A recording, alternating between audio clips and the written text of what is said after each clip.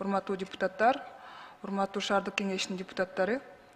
Айбек Жанышбекович, мынакей өйдөдө биздин кесиптешибиз жогорку төкөлдөш тууралуу маселе көтөрдү да. Сиз жолуңузда айтып кеттиңиз. Ооба, бул маселени мен жакшы билемин. Ошо жаңыдан кызматка аттанганда жерлерге барып, жарандар менен жолугуп, бул маселени азыр чечүүсүндө иш алып барып атабыз деп. Бирок мен сиздин жолуңузда мындай конкреттүү кандай иштер алып барып атканын уга алган жокмун да. Ошондон улам менден суроо болуп атат. Бүгүнкү күндө өзү кандай иштер алып барып атат? Себеби өзүңүз жакшы билесиз, ошо 2,5 гектар жер тилкеси 2005 жылдан бери чыр-чатагы бүтпөй келет. Уруксат берсеңиз, мен жооп берип коеюн. Кадыров Азамат, мэрдин орун басары. Жогорку төкөлдөш боюнча чыр-чатак бар. Ошону чечүү боюнча шаардык кеңештин чечиминин негизинде комиссия түзүлгөн. Комиссиянын түзүлгөн жыйынтыгын алкаганда иш алып барабыз. Бул деген жанагы сиз айтып жаткан төкөлдөштүн үстүндө 111 токтом мэрия менен чечим негизинде өз учурунда 2005-2006 жылдары бөлүнүп кеткен жер тилкелери, башка жарандардын кызыл китептери бар. Бирок ошол жакта жашаган жарандар огород колдонуп жүргөн, бүгүнкү күндө жашап жатышат. Ошол токтомду өз учурунда жогорку сот чечим чыгарган, мыйзамдуу деп.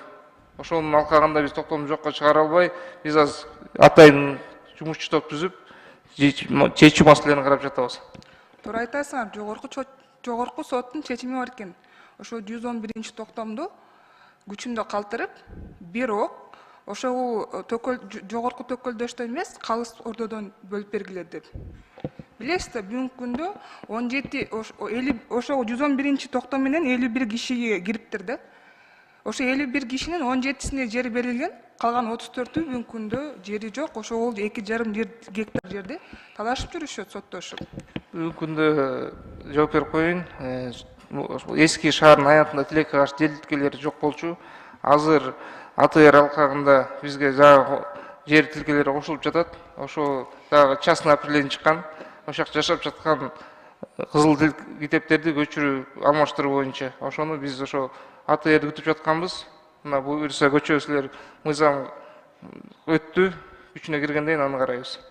Сизге суроо да, жеке сиздин оюңуз кандай? Өзү негизи ушул туурабы? Мыйзамдуу болобу, болбойбу?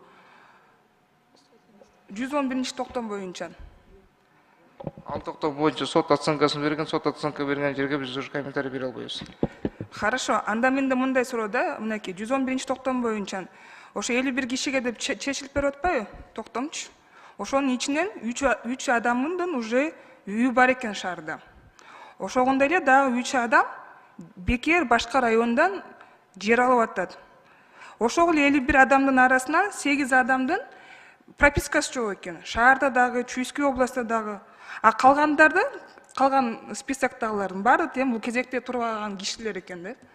Ошондон улам мен силерден суроо да, мындай. Айбек Жанышбекович, вот мне тоже интересно чисто ваше мнение. Насколько это вот правильно? Ну, здесь,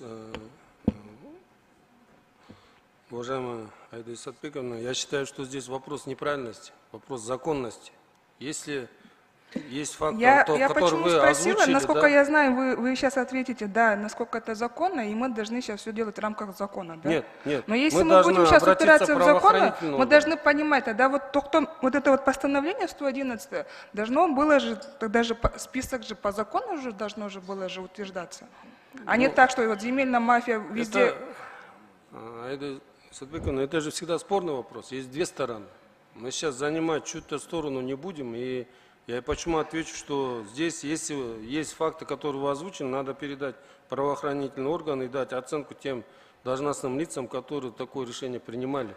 И, соответственно, потом уже принимать решение. Очень хорошее предложение, Айбек Жанышбекович, я вас поддерживаю. Бакыт Усенович, Марьян Абдрахманович, мынакей сиздерге да кайрылат элем, азыр ошол фракциялардын чечимине ушуну кошсок деген. ГКНБга, ошондой эле башкы прокуратурага Без тапшырма берелик, пусть они дадут нам свою юридическую оценку тогда по поводу этого постановления. Да? Правильно. Чоң рахмат, ушуну обязательно киргизип койсоңуздар.